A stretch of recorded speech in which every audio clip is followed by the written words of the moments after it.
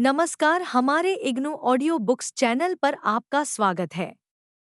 इंदिरा गांधी राष्ट्रीय मुक्त विश्वविद्यालय school of sciences SOS appreciation course on environment S खंड 1 पर्यावरण संबंधी चिंताएं। इकाई 2 प्राकृतिक संसाधन 2 एक प्रस्तावना। पिछली इकाई में आपने पढ़ा कि हमारे पर्यावरण में क्या कुछ आता है और किस प्रकार पारतंत्र मानव सहित असंख्य जीवों को आश्रय देता है। आपने पर्यावरण के महत्व को भी समझ लिया है। इस इकाई में हम विविध संसाधनों अर्थात उस सब संपत्ति का विवेचन करेंगे जो हमें प्रकृति से मिली है, क्योंकि जीवित बने रहने तथा भावी विकास के लिए ये अनिवार्य है। अतः हमारे लिए यह अत्यंत आवश्यक है कि हम इस समस्त प्राकृतिक खजाने का बुद्धिमत्तापूर्ण एवं विवेकशील उपयोग करें। प्राकृतिक संसाधनों की हमारी मांगें बड़ी तेजी से बढ़ती जा रही हैं, मगर माना जा रहा है कि संसाधनों का उपयोग अविवेकपूर्ण तरीके से हो रहा है। ऐसा अंशतः इसलिए है क्योंकि हमारी जनसंख्या में अत्यंत वृद्धि हुई है और अंशतः इसलिए भी कि हम ठीक से महसूस नहीं कर रहे कि संसाधन सीमित हैं और एक दिन समाप्त हो जाएंगे। हमारा औद्योगिक एवं तकनीकी विकास उससे कहीं ज्यादा आगे निकल गया है जिस दर से ये संसाधन उपयोग में लाए जा रहे हैं। यहाँ यह कहना बहुत महत्वपूर्ण है कि सदियों से कुछ देशों के संसाधनों का कच्ची सामग्री के रूप में प्रभावशाली अथवा विकसित देशों को निर्यात किया जाता रहा है। गरीब देशों को आज भी अपने कुछ मूल्यवान खनिजों को उन्हीं देशों को भेजना पड़ता है जिन्हें आज विकसित देश कहा जाता है। उदाहरणतः आजकल हमें एक रूपहली धातु कैडमियम को विदेशों को निर्यात करना पड़ता है ताकि अपनी आवश्यकताओं के लिए हम विदेशी मुद्रा कमा सकें। यह धातु अति उपयोगी है और इसे अनेक कामों में इस्तेमाल किया जाता है, जैसे नाभिकीय रिएक्टरों में कैडमियम शलाकाएं बनाने में तथा इलेक्ट्रॉनिक हाथ घड़ियों के कैडमियम सिल्वर सेल बनाने आदि में। फिलहाल हमारे अपने देश में तकनीकी विकास का स्तर कम होने के कारण इस मूल्यवान धातु का अधिक उपयोग नहीं कर पा रहे हैं।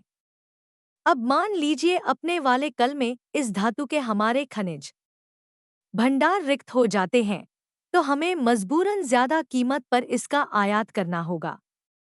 इस धातु का आयात करने वाले कुछ देश हो सकते हैं कि इसका भंडार बनाते जा रहे हों और जब इनके स्टॉक खत्म हो जाएंगे तब वे अंधाधुंध कीमत पर बेचेंगे।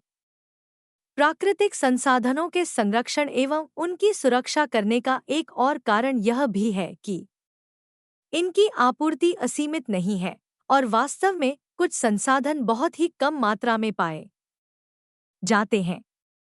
प्राकृतिक संसाधनों की मांग लगातार बढ़ती जा रही है, इसलिए उनका उपयोग और भी अधिक प्रभावकारी रूप में करना चाहिए और साथ ही उनके वैकल्पिक स्रोत और स्वयं उनके विकल्प भी ढूंढने चाहिए।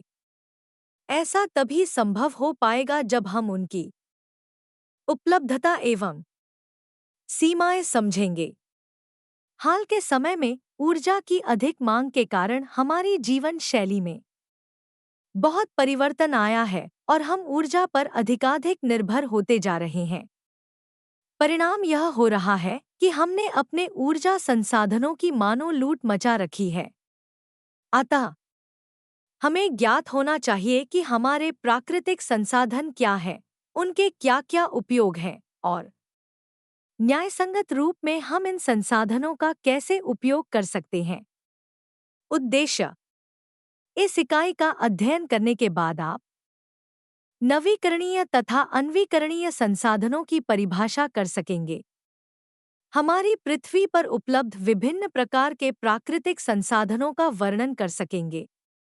ऊर्जा के गैर पारंपरिक स्रोतों का वर्णन कर सकेंगे और समझा सकेंगे कि घरेलू तथा औद्योगिक उपयोग के लिए ऊर्जा उत्पादन हेतु इन ऊर्जा स्रोतों को किस प्रकार काम में लाया जा सकता है। समझा सकेंगे कि किस प्रकार बुद्धिमत्ता एवं सावधानीपूर्ण योजना बनाकर विविध प्राकृतिक संसाधनों का मानवता के कल्याण के लिए उपयोग किया जा सकता है, और यह भी कि हमारे सीमित संसाधनों का किस प्रकार अनुकूलतम रूप में इस्तेमाल किया जा सकता है। वर्णन कर सकेंगे कि वनों के भंडार को रिक्त किए बिना उनका किस प्रकार उपयोग किया जा सकता है। अपशिष्टों जैसे कि नगर पालिका के अपशिष्टों, धातुमल, स्लैग, फ्लाई ऐश आदि का उपयोग करने की कुछ विधियां बता सकेंगे। दो संसाधन उपलब्धता तथा उनकी संभाव्यता। हमारे संसाधन मूलतः दो प्रकार के होते हैं, नवीकरणीय रिन्यूएबल तथा अनवीकरणीय नॉन रिन्यूएबल। आइए देखें कि इनका क्या अर्थ है। परिभाषा के रूप में संसाधन कोई भी ऐसी सूचना, सामग्री अथवा सेवा हो सकती है जिसका को भी उपयोग हो। मोटे तौर पर हम तीन प्रकार के प्राकृतिक संसाधन पाते हैं। प्राकृतिक संसाधन जैसे कि पर्यावरण द्वारा प्रदान होने वाला साज सामान, मानव द्वारा निर्मित संसाधन जैसे कि नगर, इमारतें, संस्थान एवं अन्य शिल्पकृतियां, और मानव संसाधन जिनमें आते हैं बौद्धिकता, अनुभव, कौशल तथा उद्यम। प्राकृतिक संसाधन दो प्रकार के होते हैं। पृथ्वी के कुछ संसाधन समय समय पर प्राकृतिक प्रगुणन द्वारा प्रतिस्थापित होते रहते हैं, जैसे वनस्पति। दूसरे शब्दों में, ये संसाधन पुनरुत्पादित होते रहते हैं और इसलिए इन्हें नवीकरणीय संसाधन रिन्यूएबल रिसोर्सेज कहते हैं। वन, घास के मैदान, वन्य जीवन तथा जलीय जीवन नवीकरणीय संसाधनों के ही उदाहरण हैं। जल भी एक नवीकरणीय संसाधन है क्योंकि इसका चक्रण होता रहता है। इनके अलावा कुछ संसाधन ऐसे भी हैं, जैसे कि खनिज, जो एक बार समाप्त हो गए तो हमेशा के लिए विलुप्त हो गए। उनका पुनरुद्भवन नहीं हो सकता। खनिज निक्षेप धीरे धीरे लाखों लाखों वर्ष में बने थे। कोई निक्षेप समाप्त हो गया तो दोबारा नहीं बन सकता। उदाहरण के लिए जीवाश्म ईंधन, पेट्रोल, जल चुकने पर फिर से नहीं प्राप्त किया जा सकता। ऐसे संसाधनों को अनवीकरणीय संसाधन नॉन रिन्यूएबल सोर्सेज कहते हैं। इसी प्रकार मृदा का बनना भी बहुत धीरे धीरे होता है और उसमें हजारों हजारों साल लग जाते हैं। अतः लोगों की अनेक पीढ़ियों के जीवन काल में यह नवीकरणीय नहीं है। अतः यह भी एक अनवीकरणीय संसाधन है। आइए अब कुछ नवीकरणीय तथा कुछ अनवीकरणीय संसाधनों में से एक एक को लें। 2.2 एक वायु, एयर। जैसा कि हम सभी जानते हैं, वायुमंडल तथा सजीव जीवधारियों का विकास संग संग हुआ है। हरे पौधों, शैवालों तथा प्रकाश संश्लेषी जीवाणुओं, फोटोसिंथेटिक बैक्टीरिया ने ऑक्सीजन को वायु में जोड़ दिया तथा कार्बन डाइऑक्साइड, मीथेन तथा अमोनिया को उसमें से निकाल दिया। ऐसा करने से एक ऐसी स्थिति बन गई जिसमें तापमान स्थिर हो गया और मानवों जैसे ऑक्सीकारी विषमपोषी के लिए जीवन संभव हो गया। हम वायुमंडल को तभी देख पाते हैं जब उसकी वायु धुंधली हो जाती है अथवा मौसम गैर सुहावना होता है। जैसा कि हम जानते हैं, पृथ्वी ही एकमात्र ऐसा ग्रह है जिसमें जीवन को आश्रय दे सकने वाला वायुमंडल मौजूद है। अब हम इस बात के लिए सजग होते जा रहे हैं कि मानव क्रियाकलाप वायुमंडल को इस तरह बदलते जा रहे हैं कि उससे जो हानिकारक प्रभाव होंगे वे न केवल मानवों को ही प्रभावित करेंगे वरन उन मूलभूत जीवनाश्रयी प्रणालियों को भी प्रभावित करेंगे जो हमारे ग्रह को आवास योग्य बनाते हैं। मौसम, वेदर, वायुमंडल की भौतिक दशाएं होती हैं, जैसे कि आर्द्रता, तापमान, दाब तथा पवन आदि, जो सभी परस्पर मिलकर पारतंत्रों को स्वरूप देने में एक अति महत्वपूर्ण भूमिका अदा करते हैं। वायुमंडल की गतिशीलता का आधार है सौर ऊर्जा का अबाधित प्रवाह। दाब प्रवणताओं, प्रेशर ग्रेडियंट्स से बनने वाली हवाएं विभिन्न तापमानों एवं आर्द्रताओं वाली वायु संहतियों को पृथ्वी के गोले के चारों ओर घुमा देती हैं। हमारा हर रोज का अदलताबलता मौसम इन्हीं संहतियों की गतियों से बनता है। चित्र 2.1। चित्र 2.1। जैसे जैसे ठंडी वायु का अग्र छोर आगे आगे बढ़ता जाता है, वैसे वैसे गर्म हवा ऊपर उठती जाती है और ऊपर उठकर वह ठंडी होती और उससे वर्षावृष्टि होती है। जब गर्म हवा आगे बढ़ती है तब वह ठंडी हवा के सामने के छोर के ऊपर को फिसलती है और उससे एक लंबा फानाकार बादल क्षेत्र बन जाता है तथा वर्षावृष्टि होती है। जलवायु, क्लाइमेट, किसी क्षेत्र विशेष का लंबा मौसम प्रतिरूप होता है। जलवायुएं अक्सर दशकों, शताब्दियों एवं सहस्राब्दियों के दौरान चक्रीय रूप में बदलती रहती हैं। मानव क्रियाकलापों से वायुमंडल के गुणधर्म बदल जाते हैं, इसलिए यह जानना कि वायुमंडल किस तरह काम करता है बहुत कठिन हो जाता है और इसका जानना बहुत जरूरी भी होता है।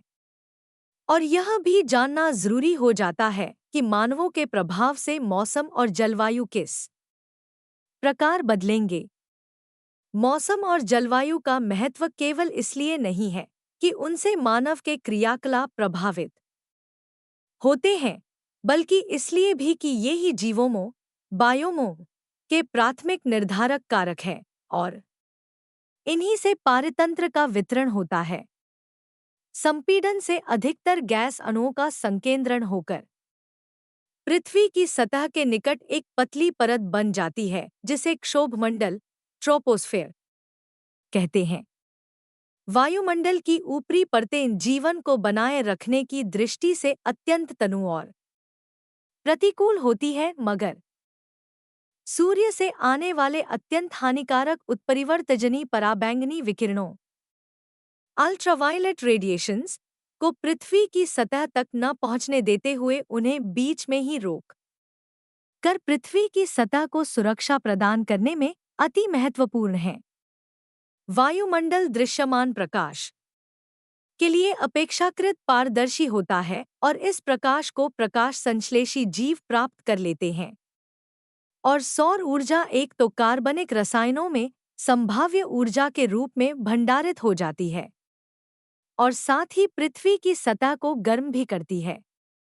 पृथ्वी की सतह से ऊष्मा की अवरक्त किरणों के रूप में हानि भी होती है, मगर सौभाग्य से प्राकृतिक रूप में मौजूद कार्बन डाइऑक्साइड तथा जलवाष्प इन वापस लौटती हुई अवरक्त किरणों को बीच में ही पकड़ लेती है और वायुमंडल को गर्म बनाए रखती है, जैसा कि अन्यथा नहीं हो पाता। जब कभी ऊष्माचालन द्वारा अथवा पृथ्वी की सतह से ऊष्मा के विकिरण द्वारा वायु गर्म होती है, तब वह फैलती तथा ऊपर को उठती है, जिससे संवहन धाराएं बनती हैं। चित्र 2.2। ऊपर को उठती ये हवाएं जलवाष्प को ऊपर ले जाती और परिसंचरण प्रतिरूप पैदा करती है, जिनसे ऊर्जा तथा जल का पुनर्वितरण होकर इन दोनों का अधिकता के क्षेत्रों से अल्पता के क्षेत्र में पहुंचना होता रहा है। इस परिसंचरण से पैदा होने वाली दाब प्रवणताएं विशाल वायु संहतियों को पृथ्वी के गोले के चारों ओर घुमाती हैं और हवाएं पैदा करती हैं, जिनसे तात्कालिक मौसम और दीर्घकालीन जलवायु दोनों ही निर्धारित होते हैं। चित्र 2.2। संवहन धाराओं तथा गुप्त ऊर्जा से वायु परिसंचरण पैदा होता तथा ऊष्मा एवं जल का पृथ्वी के चारों ओर पुनर्वितरण हो जाता है। तापमान तथा दाब प्रवणताओं से एवं जल वाष्प की गुप्त ऊर्जा से चल पड़ी तीव्र चक्रवाती संवहनी धाराएं विनाशकारी तूफान पैदा कर सकती हैं। तूफानों का एक अन्य स्रोत ऋतु हवाएं अथवा मानसून होते हैं, जिनका बनना महासागर और थल संहति के बीच तापांतर द्वारा होता है। मानसून से अक्सर मूसलाधार बारिशें और विनाशकारी बाढ़ें आती हैं, मगर साथ ही उनसे उन खेतों जो दुनिया की अधिकांश आबादी के लिए भोजन प्रदान करते हैं के लिए नमी भी प्राप्त होती है। जब कभी बरसात नहीं होती, जैसा कि सूखे के चक्रों में होता ही है, तब पारतंत्र विखंडित हो जाते और मानव पीड़ा गंभीर रूप ले सकती है।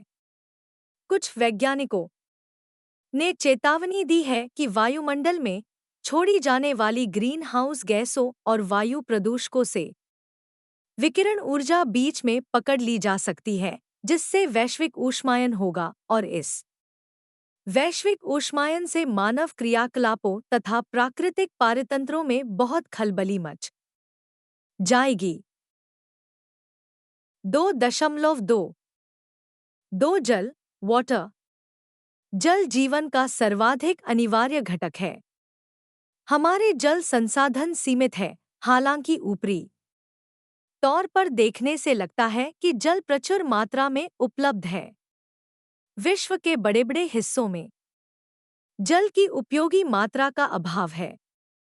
आदिकाल से मानव की उत्तरजीविता थल और जल संसाधनों के साथ समाजों के संबंधों पर निर्भर रही है।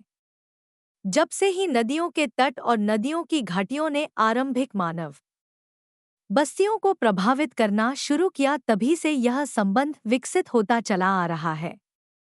अनेक आरंभिक सभ्यताएं नदियों के तट पर विकसित हुईं और वहीं नदियों की बाढ़ में नष्ट हो गईं, और ऐसा कदाचित दोषपूर्ण बेसिन प्रबंधन के कारण हुआ होगा, मगर अंततः मानव ने जल और थल के चक्रीय नाते को समझ लिया होगा।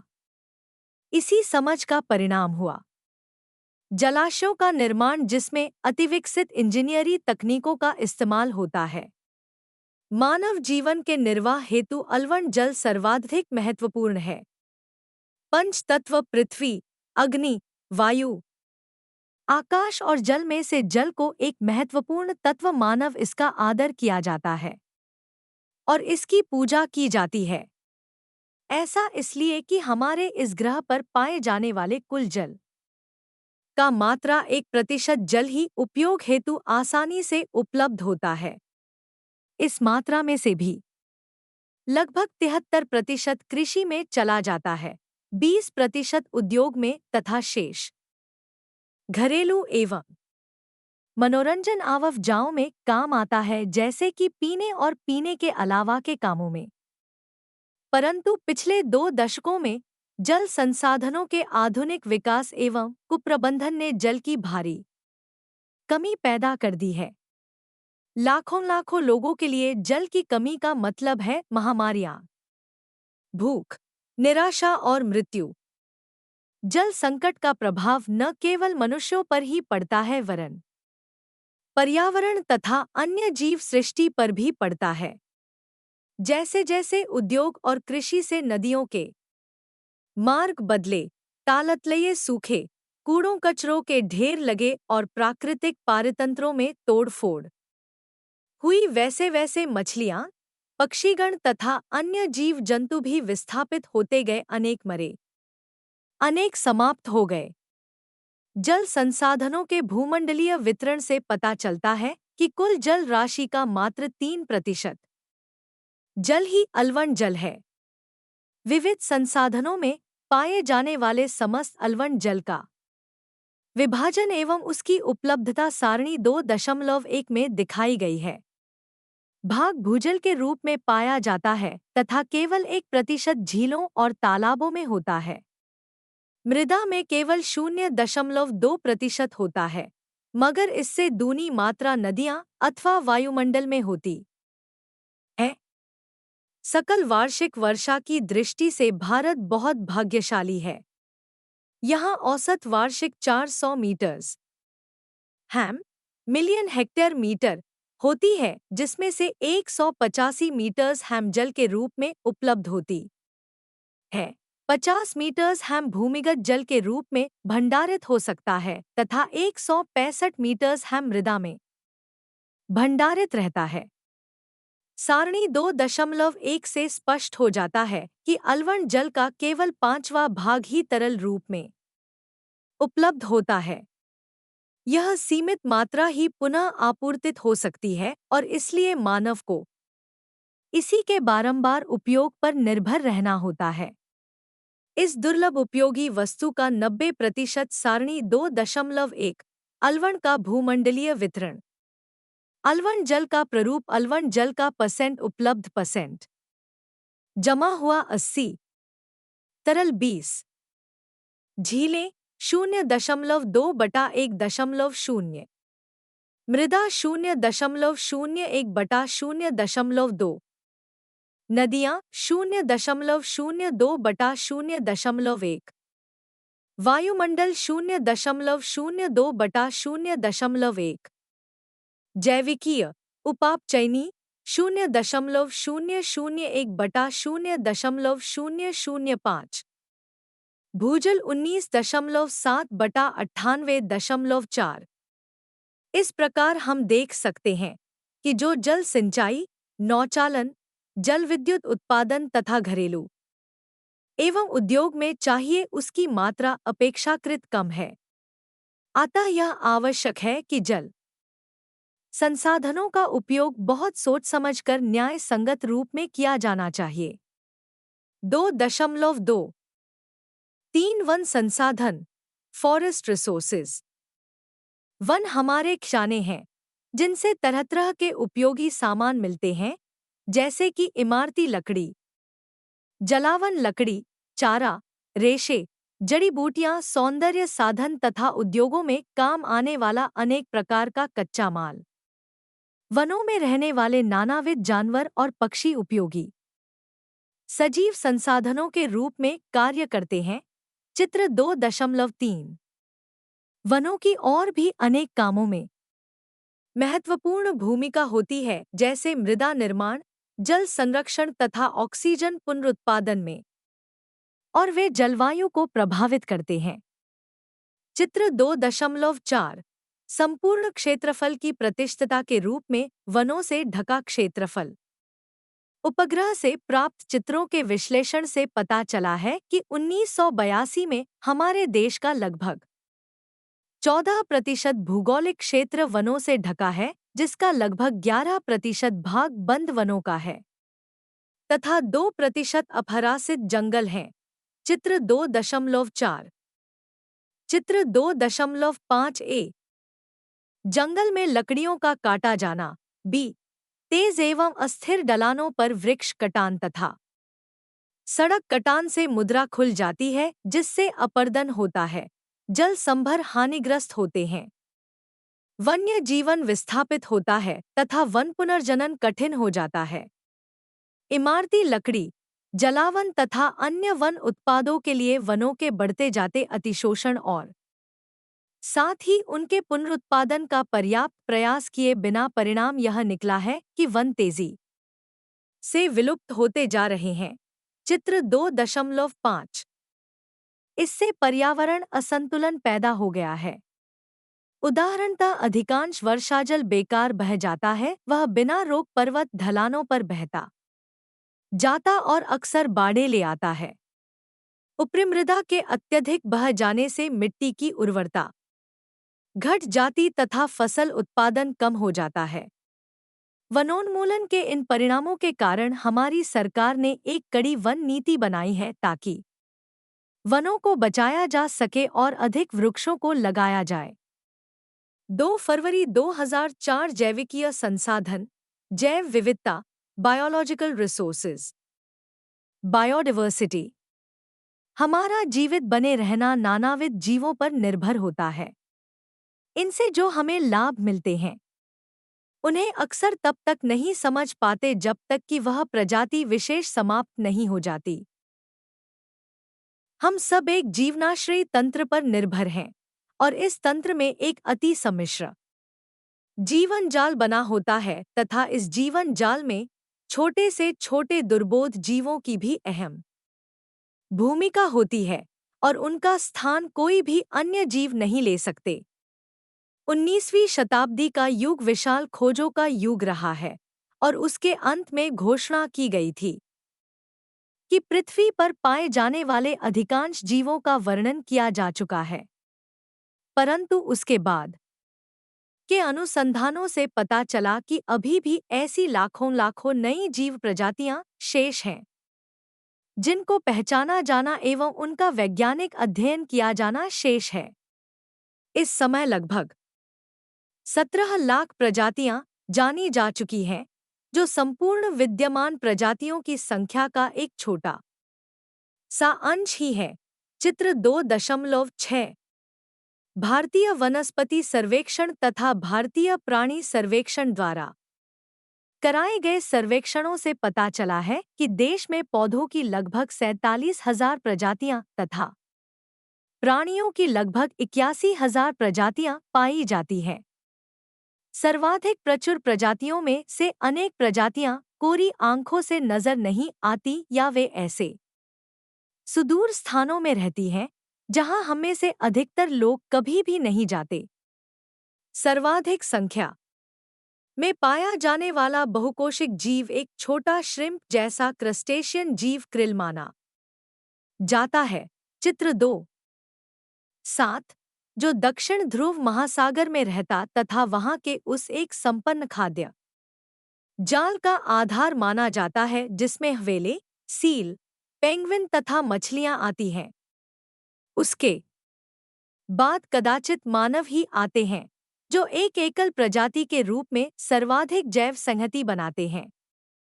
लगभग 25 करोड़ टन, भले ही संख्या के रूप में हम उतने ज्यादा नहीं हैं जितने कि अन्य जीव हो सकते हैं। हमारा समस्त भोजन अन्य जीवों से आता है। खाया जाने वाला हमारा अधिकतर भोजन गृह्यकृत पौधों तथा जानवरों से आता है। समुद्री भोजन का स्रोत आमतौर से स्वच्छंद घूमने वाले समुद्री जीवों के रूप में होता है। अनेक क्षेत्रों में जल पालन, एक्वाकल्चर, जलीय प्रजातियों का संवर्धन एक महत्वपूर्ण खाद्य स्रोत के रूप में उभरता जा रहा है। इसके अंतर्गत विश्व भर में प्रतिवर्ष एकत्रित किए जाने वाले कुल लगभग 7 करोड़ मीट्रिक टन समुद्री भोजन का 10% भाग इसी जल पालन का है। अनेक देशों में जंगली पौधे भी लोगों का एक अतिरिक्त प्रिय भोजन बन गए हैं। हमारी घरेलू खाद्य आपूर्ति को भी जंगली प्रजातियों से लाभ पहुंचता है। कृषि के पादप एवं प्राणी प्रजनन कार्यक्रमों में अक्सर उनके जंगली सदस्यों के लक्षण ले लिए जाते हैं ताकि उपज बढ़ाई जा सके, रोग रोधिता बढ़ाई जा सके और उनमें वांछित लक्षण लाए जा सकें। अनेक पादप प्रजातियों में खाद्य स्रोत की अपार संभावना है और वे गृह्यकृत फसल किस्मों की अपेक्षा स्थानिक दशाओं के लिए ज्यादा अनुकूलित होती हैं। जंगली प्रजातियों से प्राप्त होने वाले उत्पादों में से सर्वाधिक मूल्यवान उत्पाद लकड़ी है। चित्र 2.9 वृक्षों को बागवानी के रूप में उगाया जा सकता है। अधिकतर वृक्ष प्रजातियों की वृद्धि दर कम होती है, इसलिए हमें अपने 3 अरब घन मीटर वर्ष काष्ठ उपभोग के अधिकतर भाग के लिए प्राकृतिक जंगलों पर ही निर्भर रहना होता है। हमें वनों से मूल्यवान उत्पाद मिलते हैं जैसे बेंत, सुतली, रबड़, पैक्टिन, गोंद, राल, टैनिन, वनस्पति तेल, मोम तथा अनिवार्य तेल आदि। जंगली पौधों और प्राणियों से औषधियाँ, पीड़ाहारी दवाइयाँ, मृदुरेचक, एंटीबायोटिक्स, हृदय नियामक, कैंसरोधी, चित्र 2.10 तथा परजीवीनाशी औषधियाँ, रक्त दाब नियामक, प्रतिस्कंदक, एंजाइम तथा हार्मोन आदि प्राप्त होते हैं। चित्र 2.9 लकड़ी प्राप्त करने के लिए वृक्षों का काटा जाना। बी, संसार के आधे से ज्यादा लोग जलावन लकड़ी पर निर्भर करते हैं, जिससे वे अपने मुख्य ईंधन के रूप में लकड़ी का कोयला बनाते हैं। चित्र 2.10। मैडागास्कर के गुलाबी पेरिविंकल फूल से कई प्रकार के कैंसरों के उपचार के रसायन बनते हैं। बी, गुलाबी पेरिविंकल पौधों। सी, टैक्सोल एक महत्वपूर्ण कैंसरोधी रसायन जिसे हाल ही में प्रशांत यीक वृक्ष टैक्सस ब्रेविफोलिया में खोजा गया है।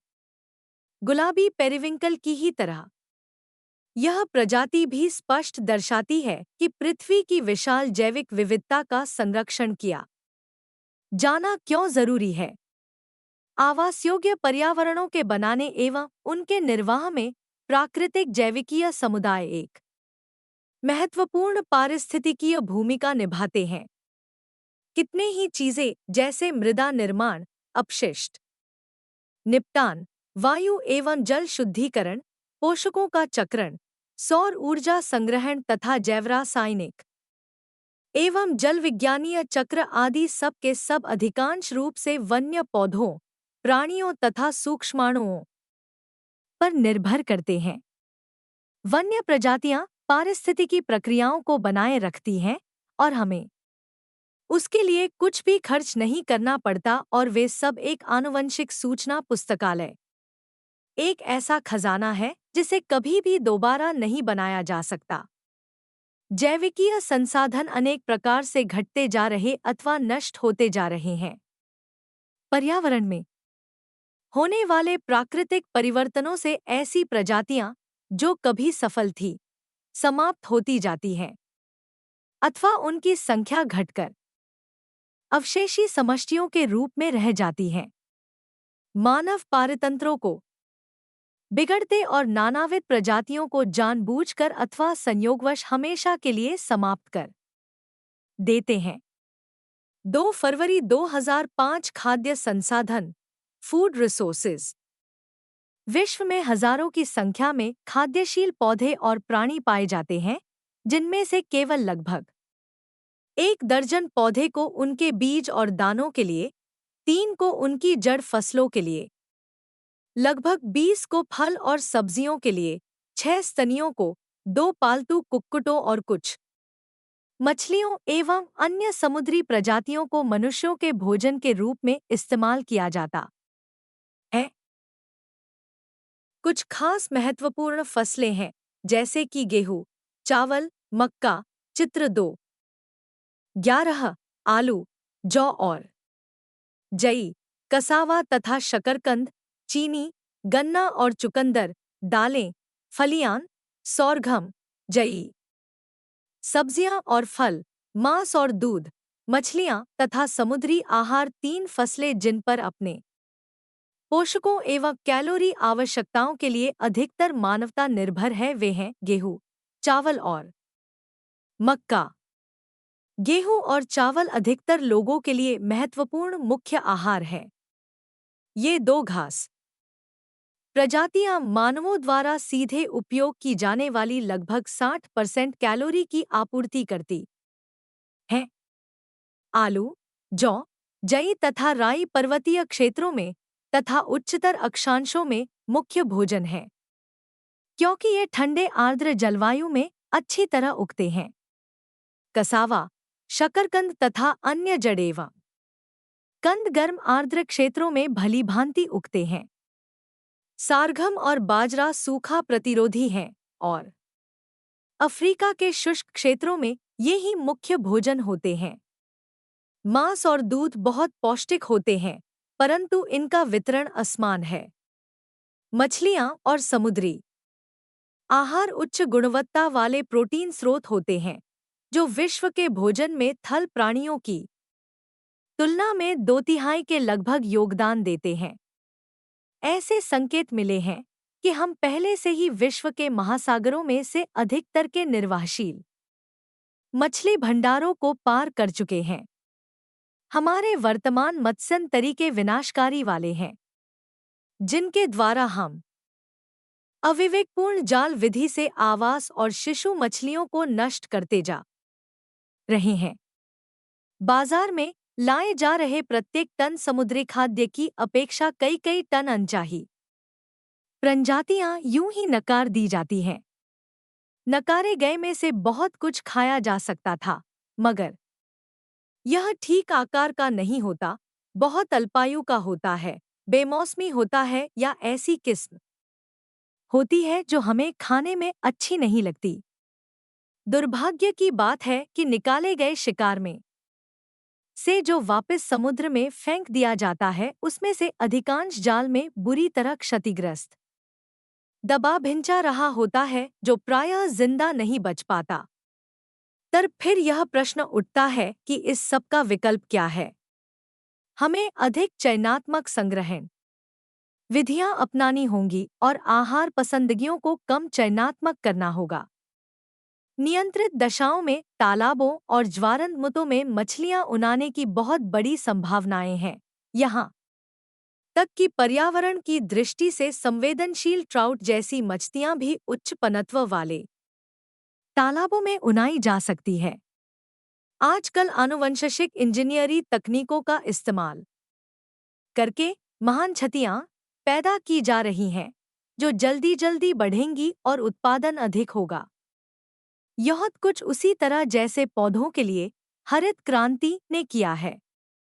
चित्र 2.11 विश्व की कुछ प्रमुख उन्नत फल्ले नोबेल पुरस्कार विजेता नॉर्मन बोरलोंग द्वारा विकसित अरदबौना गेहूं दाहिनी ओर, जो सामान्य आकार बाईं ओर की खुसना में अधिक उपज देने वाली किस्म है। बी चावत, सी सोयाबीन, डी केसे तमाई नारिमल।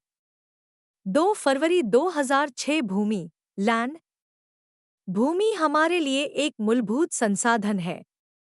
वास्तव में यह एक आधार जिला है जिस पर तमाम पारिस्थितिक तंत्र टिक्का है तथा यह समस्त जलीय पौधों और प्राणियों के लिए जीवनयापन भूमि आवास का कार्य करती है। जीवन को तथा मानव एवं प्राणियों के विविध कार्यकलापों को आश्रय देने की भूमि की क्षमता इसकी जैविकीय उत्पादकता तथा मृदा एवं शैलों की बोझधारण क्षमता दोनों पर आधारित होती है। जनसंख्या में बढ़ोतरी होने के कारण भूमि पर भारी दबाव पड़ रहा है। वृक्षों के अविवेकपूर्ण काटे जाने अर्थात वनोन्मूलन के परिणामस्वरूप भूमि संसाधन में होने वाले कुप्रबंधन से मृदा एवं भूदृश्यों की गुणवत्ता में बहुत ज्यादा गति हुई है। आज के दिन भारत में प्रति व्यक्ति उपलब्ध भूमि संसाधन 0.27 हेक्टेयर से भी कम रह गया है। रॉबर्ट एंजलनैन तथा पामेला लेरॉप की रिपोर्ट के अनुसार यह मानते हुए कि उपयोगशील भूमि का और आगे विस्तार न होगा तो सन 2025 में प्रति व्यक्ति भूमि संसाधन 0.18 से 0.16 हेक्टेयर होगा। इस तरह आप समझ सकते हैं कि हमारे भूमि संसाधन पर किस कदर भारी दबाव पड़ रहा है। मृदा सेल मृदा भूमि की सबसे ऊपरी परत होती है और सभी संसाधनों में यही सबसे मूल्यवान है। ऐसा इसलिए क्योंकि यही तमाम जीवन तंत्र को सहारा देती है, वनस्पति के रूप में भोजन और चारा प्रदान करती है तथा जीवन के लिए अनिवार्य जल का भंडारण करती है। चित्र 2.12 इसमें रेत गाद और चिकनी मिट्टी होती है जिनके साथ वायु तथा नमी मिश्रित रहती है। इसमें कार्बनिक तथा खनिज मूलक भरपूर समाये होते हैं। 1 सेंटीमीटर शीर्ष मृदा बजाने में प्रकृति को 50 वर्ष से ज्यादा का समय लगता है, परंतु हर वर्ष पवन जला और मानवीय लापरवाही से 6 अरब टन मृदा का विश्वव्यापी अनर्दन होता है, जिसमें नाइट्रोजन तथा पोटेशियम जैसे पोषकों में से प्रत्येक के 26 लाख टन की हानि होती है तथा 33 लाख टन फास्फोरस की हानि होती है। मृदा अपरदन को रोकने का सबसे अच्छा तरीका पर्याप्त वृक्ष एवं चास आवरण प्रदान करना है। उन जगहों पर जहां फनमल कृषि के लिए भूमि की तीव्र मांग है और ऐसा वहां पर नहीं किया जा सकता, वहां पर हमें वैज्ञानिक विधि से कंटूर बिल्डिंग तथा नालीबंद करना चाहिए, जिसके बाद वहां हरी खाद झाड़ियां लगाई जाएं तथा खेतों के सीमाबंधों पर वृक्ष लगाए जाएं। हमारे देश में सामान्यतः इस्तेमाल की जाने वाली हरी खाद फसलें हैं सनई, डेंचा, क्लस्टर बीन, सेंजनी, लोबिया, चना, बरसीम तथा मसूर। मृदा का प्ररप जगह जगह पर अलग प्रकार का होता है। जैविक पदार्थ से भरपूर मृदाएं बहुत उपजाऊ होती हैं। मृदा का उपजाऊपन इस पर निर्भर होता है कि उसमें जल तथा ऑक्सीजन को धारण किए रखने की कितनी क्षमता है। चित्र 2.13 इस उपमहाद्वीप में निम्नलिखित प्रकार के मृदा प्ररूप पाए जाते हैं। चित्र 2.14 विर 2.13 मुदा के अभितक्षण उसमें पाए जाने वाली छिद्र गुहाओं तथा उसके कणाकार पर निर्भर होते हैं। शादी और की कृदा में कण अलगलना आकार के हैं और उसमें जल तथा बापू दोनों के लिए गुहाएं होती हैं। दानी और की मृद्या समाकार छोटे कगों की बनी है और अश्रिक संठत है और इसमें वायु के लिए और जल के लिए भी कम स्थान है। चित्र 2.14 भारतीय उपनाही में मावी जाने वाली मुदाओं के प्ररप गहरी लाल मृदा पूर्वी बिहार, मध्य प्रदेश तथा उत्तरी आंध्र प्रदेश के प्लेटू तथा निम्नभूमि में पाई जाती है, जहां पर प्रतिवर्ष 100 से 300 से मी वर्षा होती है तथा तापमान 22 डिग्री सेल्सियस से ऊपर रहता है। यह मृदा वर्षावनों तथा घासस्थलों को सहारा देती है और यह आलू, केले, अनन्नास तथा रबड़ की खेती के लिए अच्छी होती है। 2. पश्चिमी तथा मध्य भारत के दक्षिण एवं मालवा पठार में पाई जाने वाली मृदा प्ररप में चिकनी मिट्टी का आवरण होता है तथा वह दुम्मटी एवं काली होती है। यह बहुत उपनाऊ होती है तथा उसमें घासस्थाल, जंगल एवं गन्ने, मूंगफली, सोयाबीन, कपास तथा चावल की खेती आदि मिश्रित रूप से उगते नापते हैं। 3. पश्चिमी भारत के मरुस्थलीय प्रदेश की मृदाओं में जैविक पदार्थ कम होता है तथा उनमें आमतौर से कम उपजाऊपन होता है, परंतु यदि जल उपलब्ध कराया जाए तो उन्हें बहुत उपजाऊशील बनाया जा सकता है। इसके विपरीत यदि उनमें आवश्यकता से अधिक सिंचाई हुई तब इन मृदाओं में लगड़ता आ जाती है, जिससे इनकी उत्पादकता कम हो जाती है। 4. एक अन्य प्रकार की मृदा सिंधुगंगा मैदान का भाग बनाती है। यह बंगाल, उड़ीसा, आंध्र प्रदेश, तमिलनाडु, केरल तथा गुजरात के समुद्रतटों पर डेल्टा क्षेत्रों में पाई जाती है।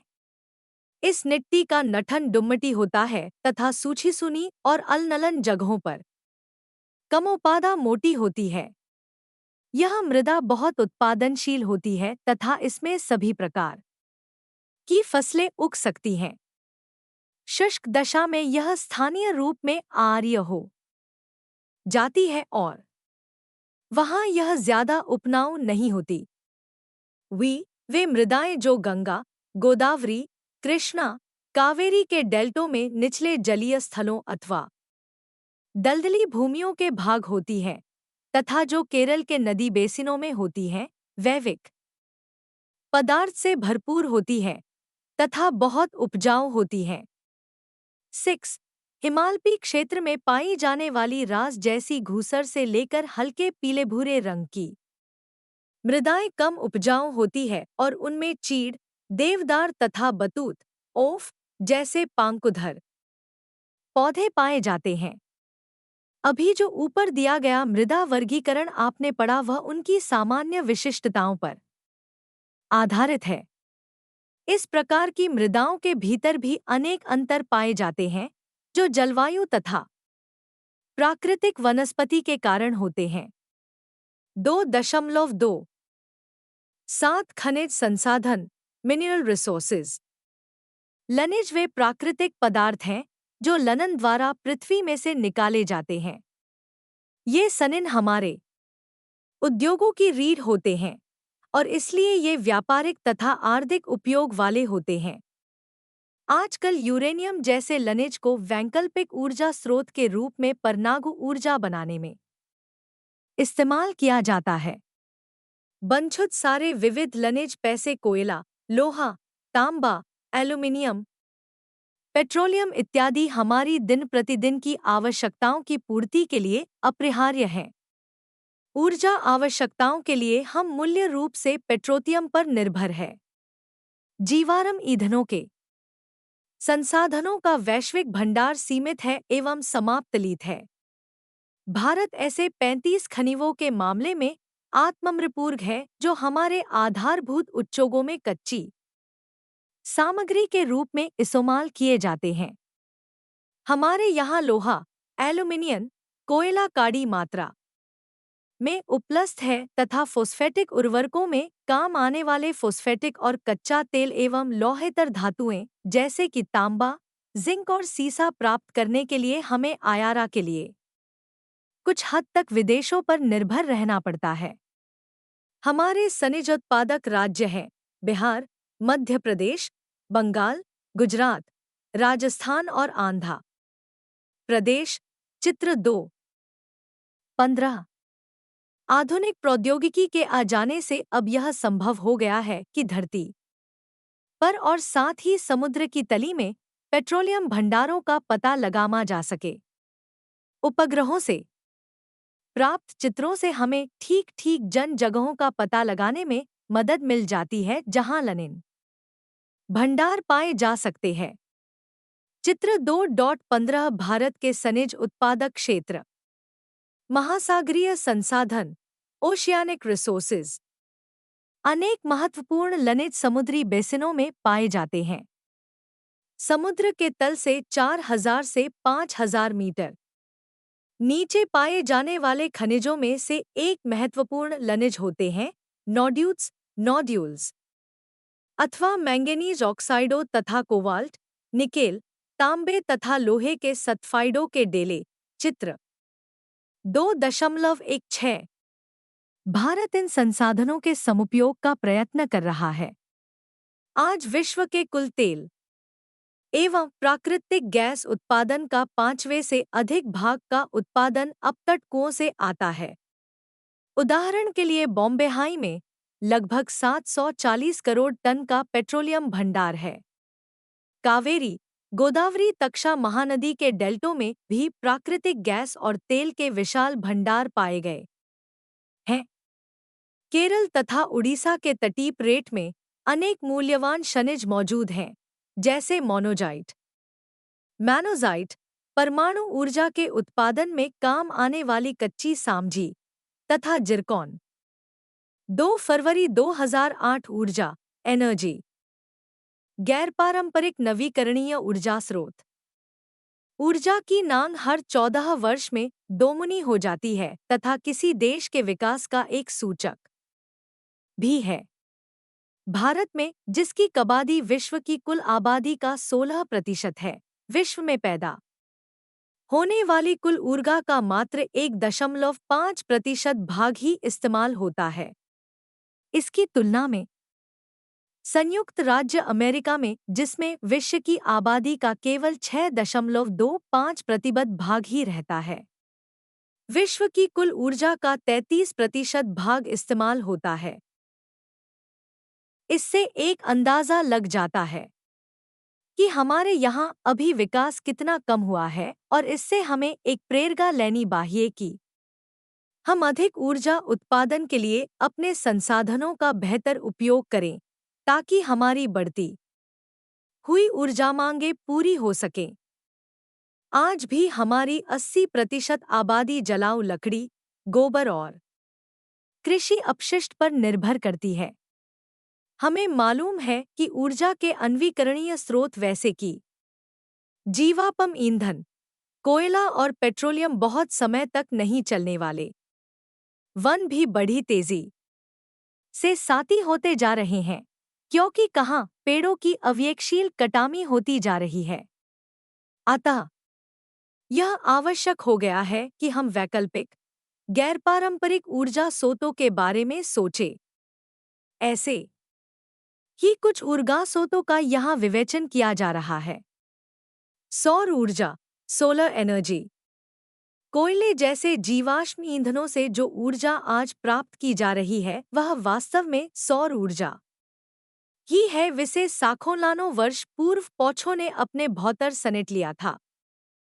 पौधे सौर ऊर्जा का उपयोग करके प्रकाश संश्लेषण की प्रक्रिया द्वारा अपना भोजन बनाते हैं। लाखों वर्ष पूर्व विलाल जंगल पृथ्वी की परपेटी में दब गए। वहां भारी दाब और तापमान के प्रभाव से वे कोयले और तेल में परिवर्तित हो गए। इसी कारक कोयले और तेल को जीवाश्म ईंधन कहा जाता है। मगर आजकल हमने सौर ऊर्जा का अनेक कामों में उपयोग करना सीख लिया है।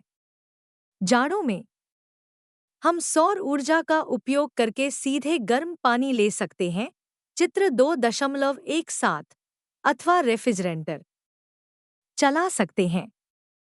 इसे ठंडे प्रदेशों में कमरा गर्म करने के लिए इस्तेमाल किया जा सकता है। फोटोवोल्टेइक सेलों की सहायता से सौर ऊर्जा का उपयोग करके विद्युत पैदा की जा सकती है, जिससे गाड़ियां चलाई जा सकती एवं रोशनी की जा सकती है, चित्र 2.19। राजस्थान के जैसे रेगिस्तान में पृथ्वी की सतह पर पहुंचने वाली सौर ऊर्जा को 200 वाट प्रति वर्ग मीटर प्रति घंटा रिकॉर्ड की गई है।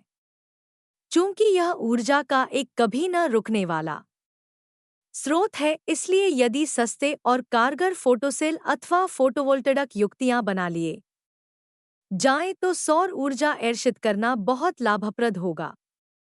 सौर ऊर्जा का एक खास लाभ यह है कि जहां भी आवश्यकता हो ऊर्जा पैदा की जा सकती है।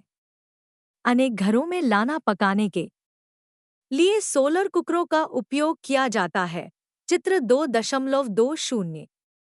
फोटो सेल भी आग होते जा रहे हैं, हालांकि उनकी प्रभावशीलता को बेहतर बनाना है तथा उनका मूल्य घटाया जाना आवश्यक है ताकि उनका और ज्यादा व्यापक इस्तेमाल हो सके, चित्र 2.18। सौर ऊर्जा से गर्म किया गया कमरा, चित्र 2.19। सौर सुविधा जिसमें सैकड़ों इपक सौर ऊर्जा को एक केंद्रीय संग्रहणकर्ता पर फोकस करते हैं। इस केंद्रीय संग्रहणकर्ता में बतरूद ऊंचे तापमान पहुंच जाते हैं, जो विद्युत उत्पादन में अथवा औद्योगिक अनुप्रयोगों में उपयोगी होते हैं, चित्र 2.20। सौर नुकर पवन ऊर्जा, वाइंड एनर्जी। सौर ऊर्जा की तरह पवन ऊर्जा का भी इस्तेमाल करके यांत्रिक ऊर्जा प्राप्त की जा सकती है, जिससे कुओं अथवा नदियों से पानी ऊपर लाया जा सकता है। एक बार जब पवन बल के द्वारा पवन चक्की चल पड़ती है, तब यह एक जेनरेटर भी चला सकती है, जिससे विद्युत ऊर्जा मिल सकती है।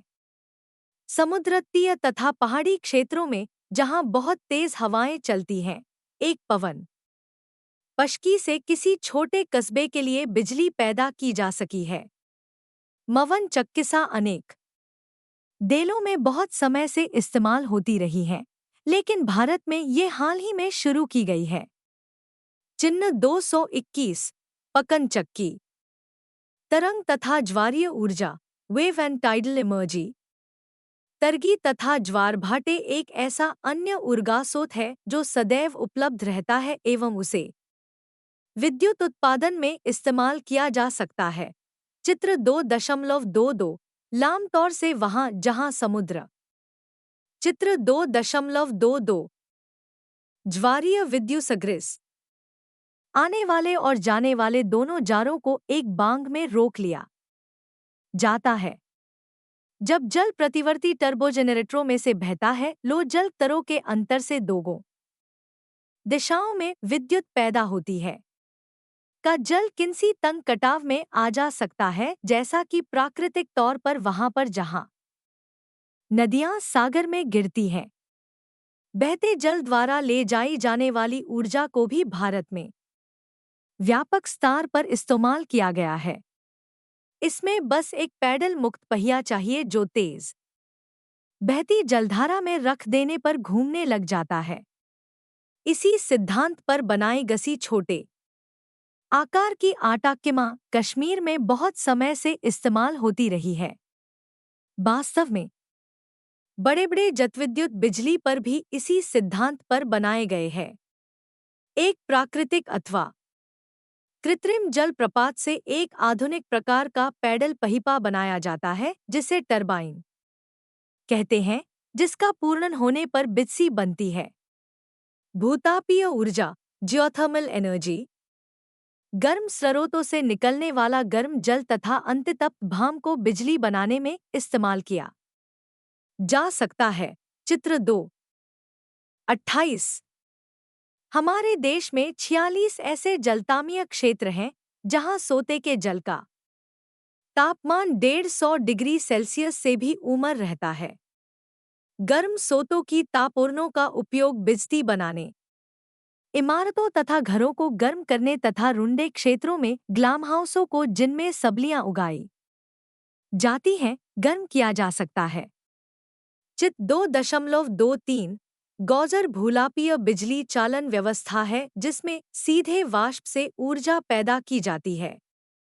परमाणु ऊर्जा एटॉमिक एनर्जी कोयले तथा पेट्रोलियम जैसे आणविक ऊर्जा स्रोतों के तेजी से समाप्त होते जाने के कारण और साथ ही कोयले एवं अन्य जीवाश्म ईंधनों के जलाने से पैदा होने वाले प्रदूषण को ध्यान में रखते हुए अब प्रयत्न किया जा रहा है कि ऊर्जा प्राप्त करने के लिए जीवाश्म ईंधनों के विकल्प ढूंढे जाएं, क्योंकि परमाणु ऊर्जा को बम के रूप में पहले ही पहचान लिया गया था। इसलिए प्रयत्न किए गए कि परमाणु ऊर्जा को एक नियंत्रित रूप में विमोचित किया जाए। इस काम को पूरा करने के लिए जो युक्ति बनी उसे परमाणु रिएक्टर का नाम दिया गया। चित्र 2.24 नाभिकीय रिएक्टर में कश्मा निकलती है, जिसे वाम बनाने में काम में लाया जाता है ताकि उससे टरबाइनों को चलाकर बिजली पैदा की जा सके। अनुमान लगाया गया है कि 1 किलोग्राम प्राकृतिक यूरेनियम, जिसे 235 यू लिसा जाता है, से इतनी ऊर्जा पैदा होती है जो 35,000 किदा कोपले से निकलती है। यूरेनियम जैसे नाभिकीय ईंधन से ऊर्जा उत्पादन अपेक्षाकृत साफ सुथरा और प्रभावकारी होता है तथा यह कोयले एवं पेट्रोलियम का विकल्प बन सकता है। मगर नाभिकीय रिएक्टर को मानव आवासों से दूर स्थापित किया जाना जरूरी है। इन्हें कड़े सुरक्षा नियंत्रण में चलाया जाना होता है ताकि दुर्घटनावश रेडियो सक्रिय सामग्री का रिसाव न हो सके। रेडियो सक्रिय अपशिष्टों का बहुत सावधानीपूर्वक निपटान किया जाता है। भारत में ऊर्जा की बहुत कमी है और आप सबने बिजली की कटौती अथवा लोड शेडिंग के विषय में सुन ही रखा होना और अनुभव भी किया होगा। आज अधिक नाभिकीय बिजली घरों के बनाने की योजना चल रही है ताकि हमारी बढ़ती जाती विद्युत ऊर्जा की मांग पूरी हो सके। चित्र 2.24 परमाणु बिजली घर का एक दृश्य। आपने मवेशियों के गोबर से बायोगैस बनाने के विषय में सुन रखा होगा। यह गैस खाना पकाने के लिए ऊर्जा स्रोत के रूप में इस्तेमाल की जाती है। एक सरल सी प्रक्रिया के द्वारा गवेशियों के नोबर का इस्तेमाल करके एक गैस बनाई जाती है, जिसमें लगभग 55% से 70% मीथेन गैस होती है। यह गैस हमारे ग्रामीण क्षेत्रों के लिए एक साफ और समर्थ ईंधन होती है। ऐसा पाया गया है कि कुछ जल सरपतवार जैसे जलकुमुदिनी, बाटर, लेट्यूस, सेल्विनिया, हाइड्रिटा, डकवीड्स तथा शैवाल मवेशियों के गोबर के उपयोगी संपूरक हो सकते हैं। बायोगैस का उपयोग भाप बनाने में भी किया जा सकता है, जिससे फैक्ट्रियों में ईंधन अथवा मशीनें पलाई जा सकती है। अथवा टरबाइनें चलाकर बिजली भी पैदा की जा सकती है। पाया गया है कि बड़े बड़े बायोगैस संयंत्रों से अनेक परिवारों की अथवा छोटे गांवों तक की आवश्यकताएं पूरी हो सकती हैं। इस प्रक्रिया में बायोगैस पैदा करने के बाद अवशोष नोबर यानी पाचित स्लरी को कृषि में लाद के रूप में इस्तेमाल किया जा सकता है। जैविक अपशिष्टों से ऊर्जा प्राप्त करने का यह एक बचतकारी तरीका है। चीन और भारत में ग्रामीण क्षेत्रों में हजारों बायोगैस संयंत्र लगाने की योजना है। चित्र 2.25 अवायवीव किबन के द्वारा बायोगैस उत्पादन 2.3 संसाधन न्यूनता तथा निम्नीकरण रिसोर्स स्कैर्सिटी एंड डिग्रेडेशन। आपने अभी तक विविध प्राकृतिक संसाधनों जैसे कि भूमि, जल, मृदा, खनिज आदि के विषय में पढ़ा। आप जानते ही हैं कि में संसाधन भोड़े हैं, सीमित है और मूल्यवान भी, और इसलिए इनका उपयोग अधिक कुशलतापूर्वक किया जाना चाहिए। अब हम विवेचना करेंगे कि इन संसाधनों का अभाव क्यों है, हमारे देश में ये संसाधन इस समय किस प्रकार उपयोग में लाए जा रहे हैं और इससे संसाधन निम्नीकरण किस प्रकार हो रहा है तथा इनका अनुकूलतम उपयोग किस प्रकार किया जा सकता है। भूमि, लैंड। भूमि सर्वाधिक मूल्यवान संसाधन है क्योंकि इसके उत्पादन से मानव सहित समस्त जीवधारियों का पातन होता है। भारत की लगभग 56% भूमि कृषि योग्य है, 8% भूमि स्थायी फसलों के उपयोग में आती है, 23% वनों से ढकी है, 4% भूमि में चराना है तथा 16% भाग अन्य कामों में इस्तेमाल होता है। मृदा अपरदन से हमारी भूमि की उत्पादकता को भारी हानि पहुंचती है क्योंकि इस प्रक्रिया में मृदा सड़ित हो जाती है और जल द्वारा बहा सी जाती अथवा हवा द्वारा उड़ा सी जाती है। भूमि का व्यापक स्तर पर निम्नीकरण भूमि के असावधानीपूर्वक एवं अविवेकशील उपयोग का तथा भूमि संसाधनों के कुप्रबंध का संकेत देता है। आज हमारी लगभग 24% आबादी नगरों में रहती है। नागरीकरण में तेजी से वृद्धि होने तथा गांवों से शहरों की ओर प्रवास होने से दो गंभीर परिणाम सामने आए हैं। शहरों में लोगों के प्रवास से वहां की जनसंख्या बढ़ती है, शहर बड़े होते जाते हैं और ऐसा होने में कृषि भूमि का स्वरूप बदलकर वहां रहने के मकान, दफ्तर और फैक्ट्री इमारतें, सड़कें और पुल आदि बन जाते हैं। इसके विपरीत गांवों की भूमि बिना काम में लाई गई पड़ी रह सकती है।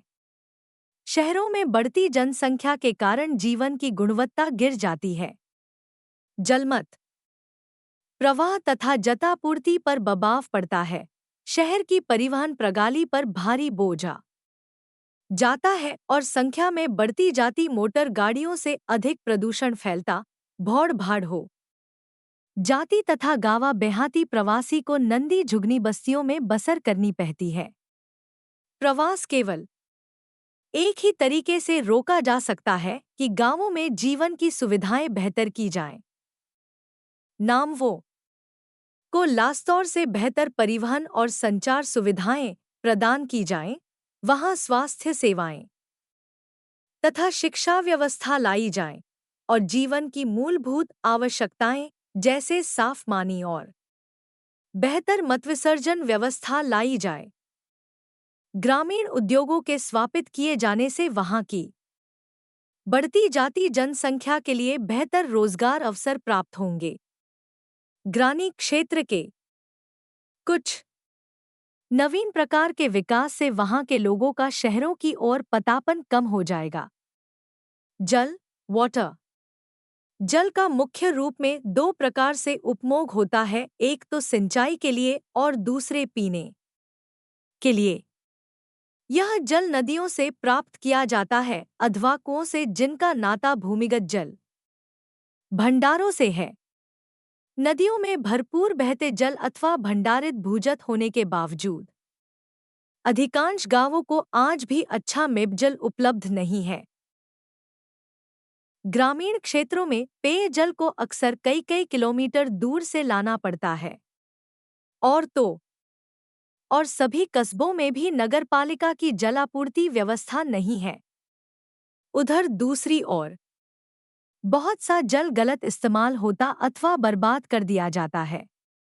अनुमान लगाया गया है कि इस समय समस्त उपलब्ध औसत भूजल संसाधन लगभग 65 मीटर्स हैम मिलियन हेक्टेयर मीटर होगा तथा इस समय सिंचाई में इस्तेमाल किया जाने वाला भूजल लगभग 10.5 हैम होगा। भूजल अक्सर पूरी तरह उपयोग में लाया जाने वाला नहीं होता। यदि उसे पंप करने के लिए आवश्यक उपकरण तथा ऊर्जा उपलब्ध हो सके तो इससे हमारी भूमि के काफी बड़े भाग में सिंचाई की जा सकती है। वन आवरण फॉरेस्ट कवर उपग्रह के प्राप्त चित्रों तथा ऊपर से लिए फोटोग्राफों से पता चलता है कि 1982 में भारत की भूमि का लगभग 11% भाग घने जंगलों से ढका था तथा शेष 3% अपकर्षित हो चुका है अथवा उसमें बहुत हल्का जंगल है। विश्व भर के आंकड़े इससे कहीं ज्यादा हैं और जलवायु को ध्यान में रखते हुए साथ ही हमारी सांस लेने वाली वायु की संरचना बनाए रखने के लिए इसकी उच्चतर संख्या आवश्यक है। भारत में अधिकतर वन संसाधनों का उपयोग वनों में अथवा वनों के इर्द गिर्द रहने वाले लोग ईंधन के रूप में करते हैं। चित्र 2.14 वन वृक्षों का एक बहुत बड़ा भाग इमारती लकड़ी के लिए तथा फ्लो को पैक करने एवं कागज बनाने के लिए किया जाता है। इनके अलावा जंगलों में मवेशियों द्वारा अत्यधिक चराई हो रही है। चित्र 2.28 पिछले 30 वर्षों में लगभग 43 लाख हेक्टेयर वनों को या तो कृषि खेतों में परिवर्तित किया जा चुका है या वे बांधों एवं सड़कों के बनाने में नष्ट हो गए हैं। नवीनतम जानकारी के अनुसार हमारे देश में प्रतिवर्ष 6 लाख हेक्टेयर की दर से जंगल समाप्त होते जा रहे हैं। यदि वनोन्मूलन की यह दर रही तो देश का एक बहुत बड़ा भाग अपहासित घासस्थल में बदल कर रह जाएगा और उससे लगातार सूखे और बाढ़ों का तांता लग जाएगा। खनिज मिनरल्स कुछ खनिज जैसे कोयला, लोहा, तांबा, इस्पात आदि नानाविध उद्योगों में तथा दिन प्रतिदिन उपयोग में लाए जाते हैं। खनिजों की उपयोग दर हर वर्ष बढ़ती जा रही है।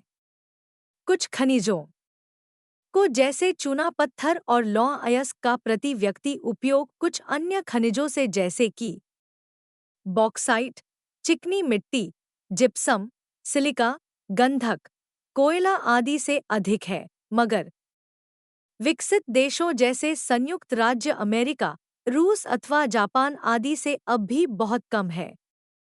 हमारे यहाँ पैदा किए हुए अधिकतर खनिजों का कच्ची सामग्री के रूप में अन्य देशों को निर्यात कर दिया जाता है जिससे विदेशी मुद्रा अर्जित की जाती है।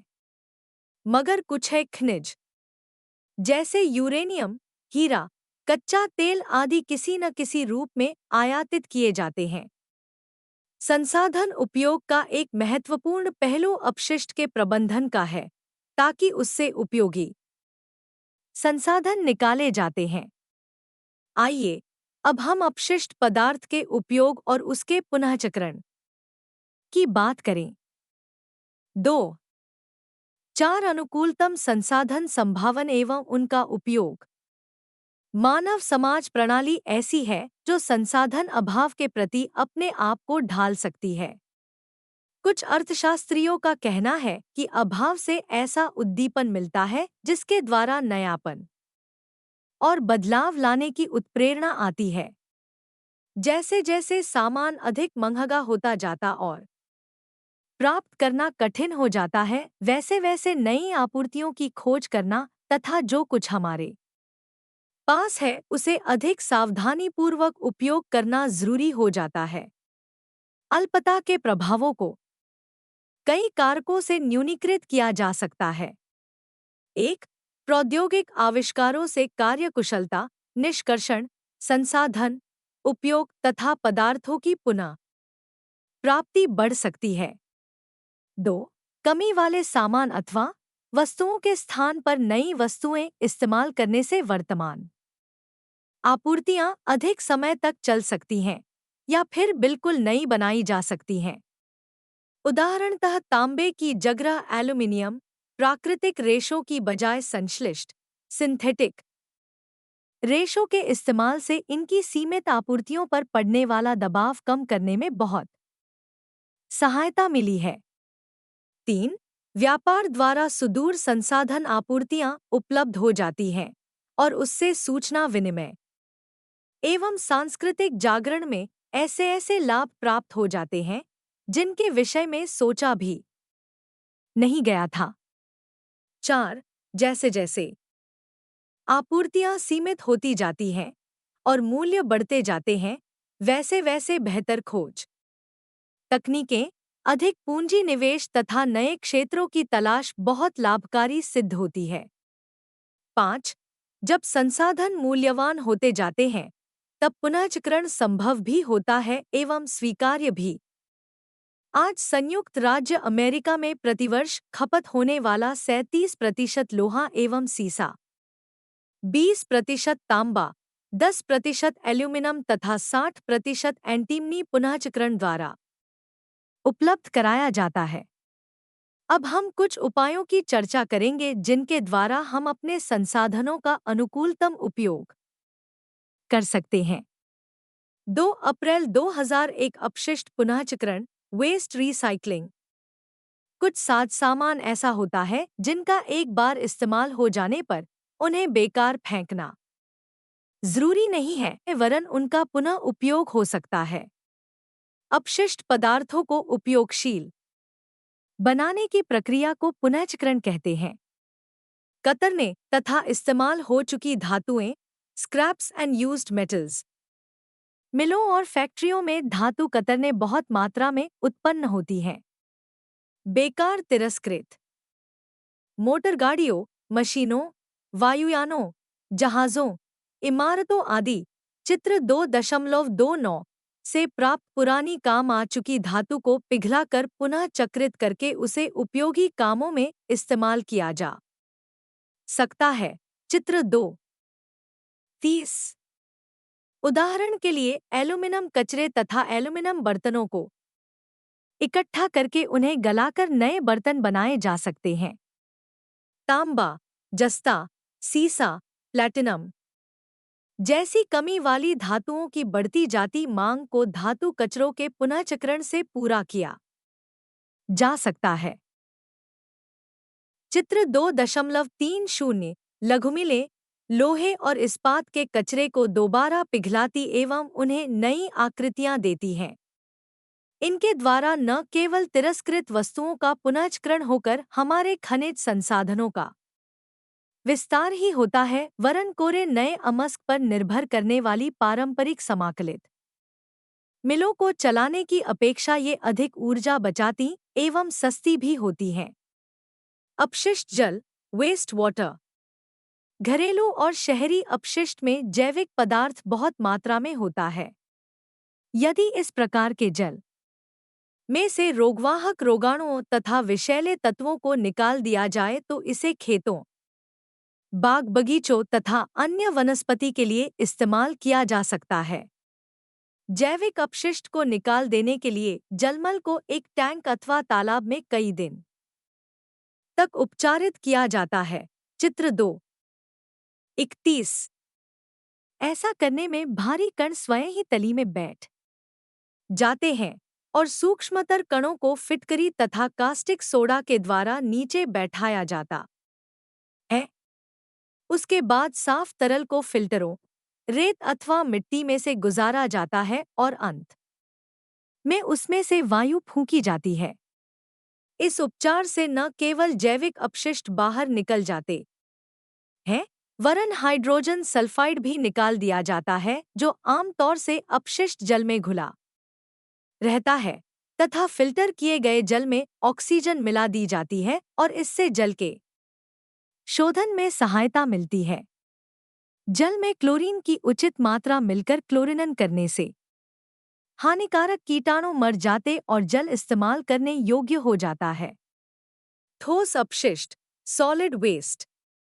कुछ मामलों में ठोस अपशिष्ट बहुत मूल्यवान संसाधन हो सकता है। इसका एक अच्छा उदाहरण जापान के योकोहामा की एक फैक्ट्री का है, जो अपशिष्ट कागज को टॉयलेट पेपर में बदल रही है। भारत में पटना नगर की मुख्य सड़क पर नगरवासियों की शौच विष्ठा से बनी बायोगैस द्वारा रोशनियां पैदा की जाती हैं। दिल्ली में जलमल उपचार संयंत्र से बायोगैस पैदा की जाती है और उसे स्थानीय निवासियों के रसोई गैस की तरह सप्लाई की जाती है। बायोगैस बनाने के लिए गाय भैंस का गोबर, मानव विष्ठा, कचरा तथा शैवाल और जलकुमुदनी जैसी जलीय खरपतवारों आदि जैसे जैविक अपशिष्ट का वायवीय विघटन किया जाता है और इस गैस को तरह तरह के कामों में इस्तेमाल किया जा सकता है। जैविक अपशिष्ट का वायवीय विघटन 28 डिग्री और 40 डिग्री सेल्सियस के बीच के तापमानों पर किया जाता है और इस प्रक्रिया में बनने वाली गैसें मुख्यतः मीथेन तथा कार्बन डाइऑक्साइड तथा कुछ थोड़ी सी मात्रा में हाइड्रोजन सल्फाइड एवं नाइट्रोजन भी होती हैं। चित्र 2.31 जतमल उपचार प्रक्रियाएं।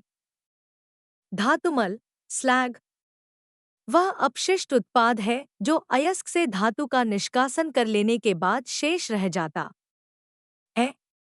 इसका चूर्ण बनाकर सीमेंट में मिलाया जा सकता है तथा चिनाई के काम में आ सकता है। फ्लाई ऐश भी एक अन्य पदार्थ है जिसे ईंट बनाने में काम में लाया जाता है, सीमेंट बनाने में भी इस्तेमाल होता है। ऊपर कही गई बातों से स्पष्ट हो जाता है कि ठोस अपशिष्टों को अनेक प्रकार से उपयोग में लाया जा सकता है, जैसे कि ऊर्जा उत्पन्न करने में तथा खाद बनाने में, और उन्हें कुछ संबंधित उद्योगों में कच्चे की तरह भी इस्तेमाल किया जा सकता है। आप पहले से ही जानते हैं कि हमारे संसाधन सीमित हैं और यदि उन्हें ठीक प्रकार इस्तेमाल नहीं किया गया तो वे शीघ्र ही समाप्त हो जाएंगे। इसलिए हमारे लिए अध्ययन करना जरूरी है कि किस प्रकार बुद्धिमत्ता एवं सावधानीपूर्वक योजनाबद्ध रूप में उनका इस्तेमाल किया जाए, ताकि हम अपने सीमित संसाधनों की आपूर्ति तथा उनका इस्तेमाल ज्यादा समय तक बढ़ाए जा सके। 2.4 दो भूमि उपयोग, लैंड यूज। लोगों को हर जगह भूमि दिखाई पड़ती है और वे समझने लगते हैं कि यह बहुतायत से उपलब्ध है।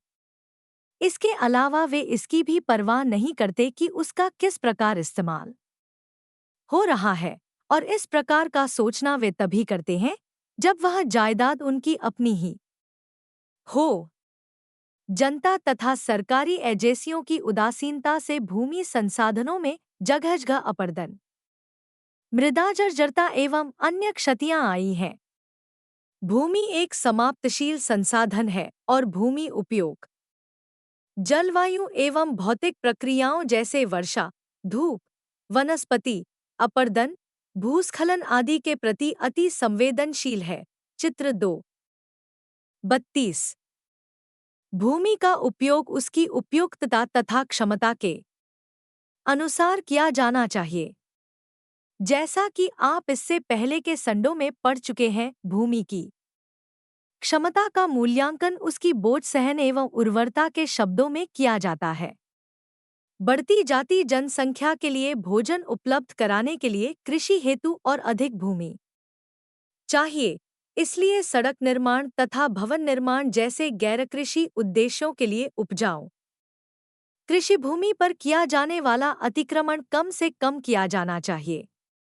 उद्योगों के विकास बांध बनाने तथा जल भंडारणों आदि के लिए स्थान चुनने में अधिक से अधिक सावधानी बरतनी चाहिए ताकि उस क्षेत्र में रह रहे लोगों की सामाजिक आर्थिक दशाओं में कम से कम व्यवधान आए। नगर केंद्रों के विकास तथा गृह योजनाओं के लिए स्थान चुनने में जल आपूर्ति, अपशिष्ट तथा कूड़ाकचरा निपटान आदि को ध्यान में रखा जाना चाहिए।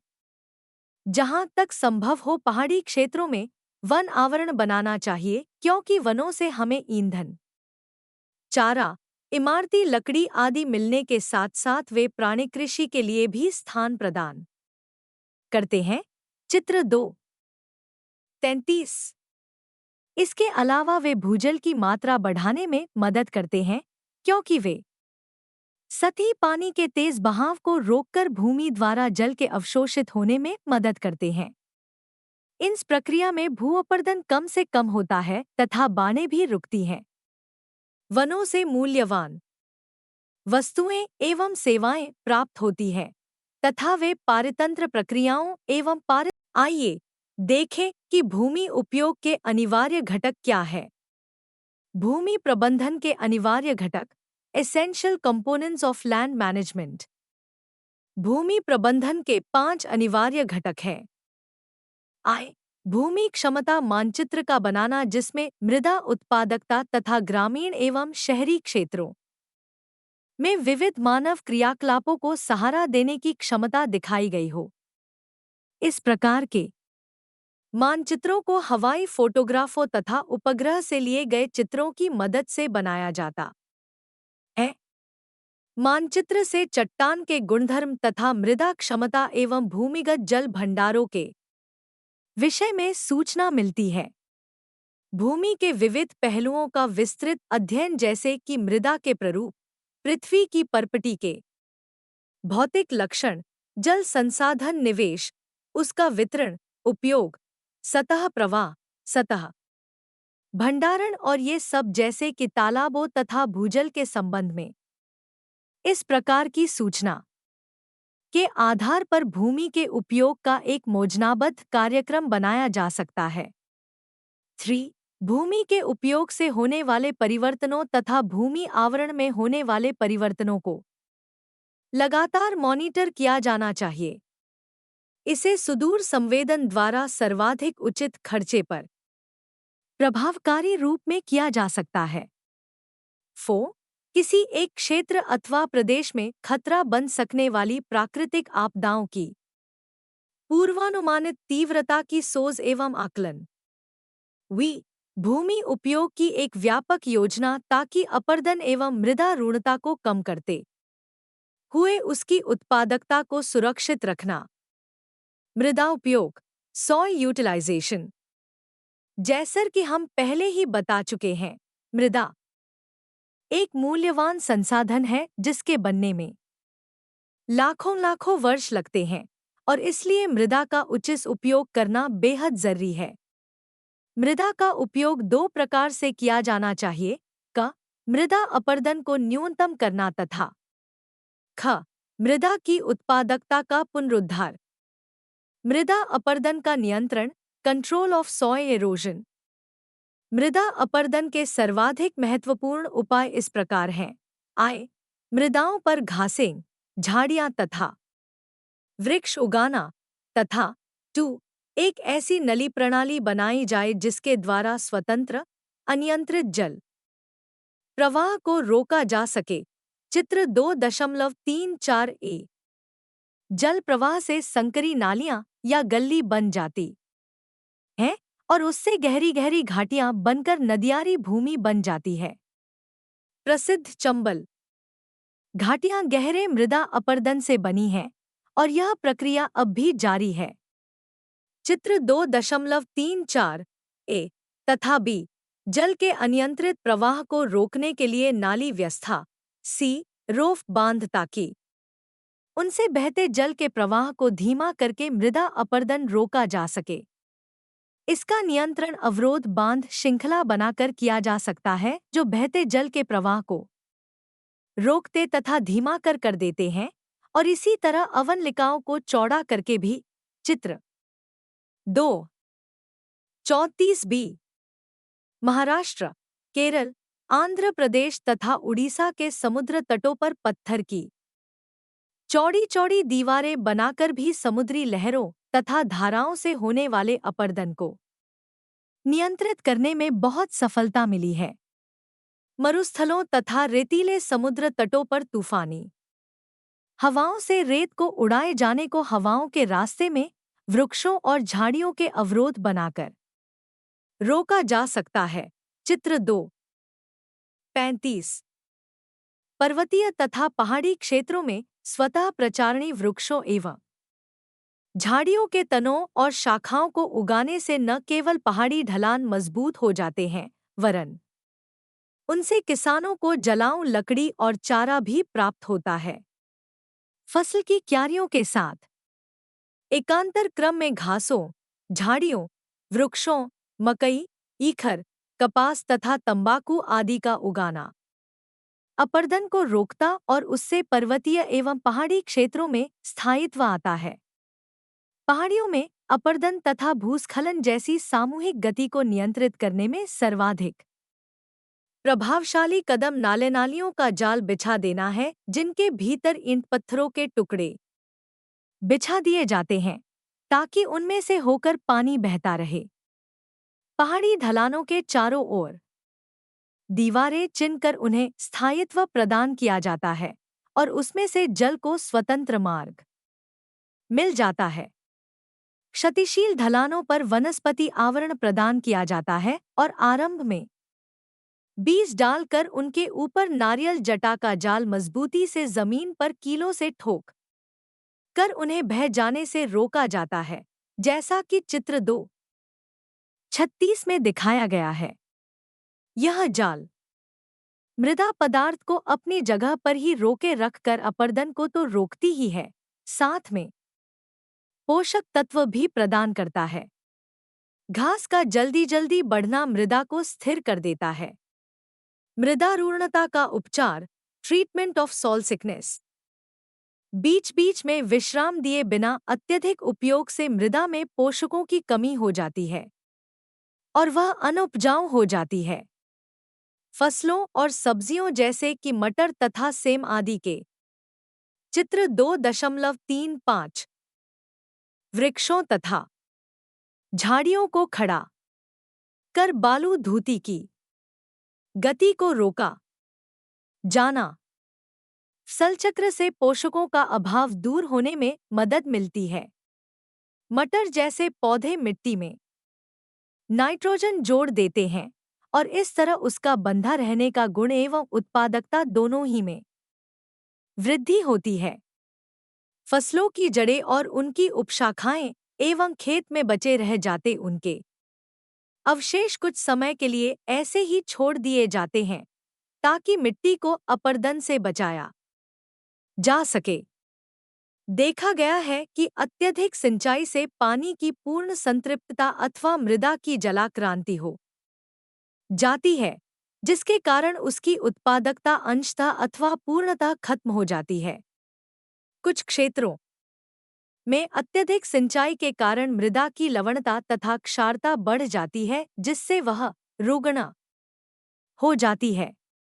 इस प्रकार की मृदा रुग्णता को सबसे पहले उन सारे रिसाव बिंदुओं को बंद करके नियंत्रित करना चाहिए जो नहरों, कुंडों, टैंकों तथा तालाबों आदि से पानी को ला सकते हैं और केवल आवश्यक जलमात्रा का ही इस्तेमाल करना चाहिए। मृदा की क्षारता तथा लवणता को जैविक खादों तथा उर्वरकों के साथ साथ कुछ रसायनों के उपयुक्त अनुप्रयोग द्वारा भी कम किया जा सकता है, जैसे कि जिप्सम, चौक जैसा पदार्थ जिससे प्लास्टर ऑफ पेरिस बनाया जाता है। फॉस्फोजिप्सम, फॉस्फेटों से युक्त जिप्सम, पाइराइट्स, कॉपर, लौह आदि के सल्फाइड मृदा की लवणता की समस्या से पार पाने के लिए एक अन्य विधि यह भी है कि उसमें लवण प्रतिरोधी पौधे उगाए जाएं, जैसे कि जौ, ज्वार, सोयाबीन, कपास, खजूर आदि। 2 अप्रैल 2003 वन संसाधनों का उपयोग यूटिलाइजेशन ऑफ फॉरेस्ट रिसोर्सेज। जलाऊ लकड़ी तथा इमारती लकड़ी की लगातार बढ़ती जाती मांग को ध्यान में रखते हुए और यह भी जानते हुए कि हमें अपने वन संसाधन सुरक्षित रखना महत्वपूर्ण है, अब यह जरूरी हो गया है कि एक तो वैकल्पिक ईंधन ढूंढे जाएं और साथ ही कागज, खेलों का सामान, पैकिंग बक्सों, फर्नीचर तथा भवनों में इस्तेमाल होने वाली कड़ियों के निर्माण हेतु कच्ची सामग्री के भी विकल्प खोजे जाएं। वैकल्पिक साधनों के विकास हेतु शोध कार्य भी हो रहा है। कुछ मामलों में प्लास्टिक्स तथा मिलेजुले पदार्थों को इमारती लकड़ी के स्थान पर उपयोग करने में सफल पाया गया है। एक अन्य विधि निम्नीकृत अथवा बंजर भूमि में शीघ्र बढ़ने वाले वृक्षों एवं शाकों का बड़ी संख्या में उगाया जाना है। इससे हमें ईंधन, इमारती लकड़ी, फल और बीज मिलेंगे। यदि वनोन्मूलन को समाप्त करना है तो कुछ आवश्यक कदम उठाने होंगे। आय, वन भंडार काटने के लिए वैज्ञानिक तरीके अपनाना। 2. वन वृद्धि को नियमित रूप में मॉनिटर करने के लिए विश्वसनीय क्रियाविधि विकसित करना। 3. दावानलों से जूझने की प्रभावशाली प्रणाली बनाना। 4. अनधिकृत वृक्षों की कटाई पर सख्ती से कानून लागू कराना। वृक्ष रोपण, ट्री प्लांटेशन। तेजी से बढ़ने वाली वृक्ष प्रजातियां जैसे कि पॉपलर, पहाड़ी पीपल तथा कैसुएराइना आदि को बड़े पैमाने पर लगाना चाहिए। प्राकृतिक वनों की अपेक्षा वृक्ष रोपण की उत्पादकता कहीं अधिक पाई गई है। एक अच्छी सिंचाई किए गए वृक्ष फार्म में उत्पादकता बहुत ज्यादा 45 टन प्रति हेक्टेयर प्रति वर्ष तक की हो सकती है। सामाजिक वानिकी, सोशल फॉरेस्ट्री। ग्रामीण जन अपनी जलाऊ लकड़ी तथा छोटी मोटी इमारती लकड़ी की जरूरतों को पूरा करने के लिए अपने आसपास तेजी से बढ़ने वाले वृक्षों को अपने ही गांव की सीमाओं के भीतर उगा सकते हैं, जैसे पगडंडियों तथा सड़कों के किनारे किनारे, रेल पटरियों के अगल-बगल, नहरों, नदियों के किनारे, खेतों की सीमाओं पर तथा खाली जगहों में। सामाजिक वानिकी का उद्देश्य ईंधन, चारा, फल, इमारती लकड़ी तथा अन्य जरूरतों की पूर्ति करना होता है। 2.4 जल संसाधनों का परिवर्तन एवं उनका प्रभावकारी उपयोग। जल संसाधनों के संरक्षण में दो बातें आती हैं। एक तो यह है कि विविध उपयोगों के लिए अच्छी गुणवत्ता वाले जल की आपूर्ति को बढ़ाना और उसके साथ दूसरा यह कि जल स्रोत अथवा जल भंडार के संकटग्रस्त जीवन को अधिक लंबा किया जा सके। इसका यह अर्थ है कि हमें दो बातों के लिए प्रयास करना चाहिए। 1. सभी प्रकार के उपयोगों के लिए सही गुणवत्ता वाला जल मिलता रहे तथा 2. इस मूल्यवान संसाधन का दुरुपयोग और उसकी बर्बादी न हो। जल के उपयोग का एक सबसे महत्वपूर्ण पहलू भूजल का पुनःभरण है। पहाड़ों और पहाड़ियों पर जल संभरों पर वनस्पति की रहती है। इन जल संभरों पर फैला कूड़ा करकट वर्षा जल के भीतर समाये जाने को प्रोत्साहित करता और इस प्रकार यह एक्विफरों, जल भंडारों में पहुंच जाता है। शहरी और ग्रामीण इलाकों में वर्षा का जल, इस्तेमाल हुआ जल और घरेलू नालियों को गड्ढों, खाइयों आदि में पहुंचाया जा सकता है, जहां वह मिट्टी में अवशोषित होता हुआ भूमिगत जल भंडारों में पहुंच जाता है। बाढ़ के जल को या तो गहरे गहरे गड्ढों के माध्यम से जल भंडारों में पहुंचाया जा सकता है या नालियों का जाल बिछाकर खेतों में पहुंचाया जा सकता है। सामान्य जल से अधिशेष प्रवाह को और साथ ही साथ बाढ़ के जल को भी जल की कमी वाले क्षेत्रों की ओर प्रवाहित किया जा सकता है। इससे न केवल बाढ़ आने को रोका एवं बाढ़ परिवर्तनों को न्यूनतम किया जा सकता है, वरन इससे जल की कमी भी पूरी होगी। घरेलू और नगर के अपशिष्ट जल का उचित उपचार करके अनेक उद्योगों तथा कृषि उद्देश्यों के लिए सही आपूर्ति प्राप्त की जा सकती है। अपशिष्ट जल के उपचार में प्रदूषकों, रोगाणुओं तथा विषालु तत्वों को बाहर निकाल देना होता है। समुद्री जल का विलवणीकरण, डीसैलिनेशन ऑफ सी वाटर।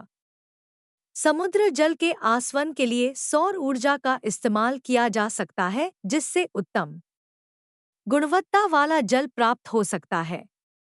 हमारे देश में गुजरात में भावनगर में तथा राजस्थान में चूरू में समुद्री जल के विलवणीकरण की यह विधि काम में लाई जा रही है। अति उपयोग को कम करना, रिड्यूसिंग ओवर कंजम्पशन। जल का आवश्यकता से अधिक इस्तेमाल किया जाना इस मूल्यवान एवं अल्पमात्रक संसाधन की अक्षम्य बर्बादी है। हमारे देश में टपकते नलों तथा पाइपों को ठीक से लगाए जाने के लिए बहुत सा जल बर्बाद हो जाता है। आवश्यकता से अधिक सिंचाई पर भी रोक लगानी आवश्यक है। तो इस प्रकार आपने देखा कि हम अपने सीमित संसाधनों का बेहतर प्रबंधन कर सके, इसके उपाय मौजूद हैं। 2.4 5 खनिज संसाधनों का संरक्षण, कंजर्वेशन ऑफ मिनरल रिसोर्सेज। पिछली इकाई में आपने पढ़ा था कि खनिजों के भंडार सीमित मात्रा में हैं और वे रिक्त हो सकते हैं। उनकी आज की उपयोग दर पर वे ज्यादा समय तक नहीं चलने वाले हैं। संरक्षण का अर्थ है उनका न्यायसंगत उपयोग जिसमें उनकी बर्बादी कम से कम हो। उनकी बर्बादी को घटाने और न्यूनतम करने का एक तरीका यह है कि उनकी अधिकाधिक संभव मात्रा की पुनः प्राप्ति हो और कुछ भी बेकार पड़ा न रह जाए। निम्न स्तर की अयस्क की गुणवत्ता को बेहतर बनाने के लिए कुछ प्रक्रियाएं की जा सकती हैं, जिनके द्वारा मिट्टी आदि अवांछनीय पदार्थों को हटा दिया जाए और बेहतर उन्नत अयस्क मिले। जैसा कि पिछले खंड में वर्णन किया गया है, इस्तेमाल की जा चुकी धातुओं का कचरा पुनः चक्रित अथवा पुनः प्रयोग किया जा सकता है। इससे अनेक खनिज भंडारों पर मांग का दबाव कम होगा। मैग्नीशियम की मिश्रधातुएं इस्पात का तेजी से स्थान लेती जा रही हैं और उनसे तांबे, सीसे तथा टिन की मांग भी कम हो रही है, जो अन्यथा बहुत कम मात्रा में मिलती हैं। पारे, सोने, चांदी, प्लैटिनम आदि जैसी कुछ धातुओं के और साथ एस्बेस्टोस के विकल्प ढूंढना आवश्यक हो गया है। इनके अलावा उस क्षेत्र का जहां से खनिज अयस्क निकाल लिए गए हैं, वहां के प्राकृतिक पर्यावरण को विकृत होने से बचाया जाना जरूरी है। खोदे गए भागों में पोषक तत्व समाप्त हो चुके होते हैं, अतः वे क्षेत्र अनुपजाऊ पड़े रहते हैं और उसमें कोई वनस्पति नहीं उग पाती। ऐसी बेकार अक्षत भूमि पर नई शीर्ष मृदा फैलाई जा सकती है। चित्र 2:38।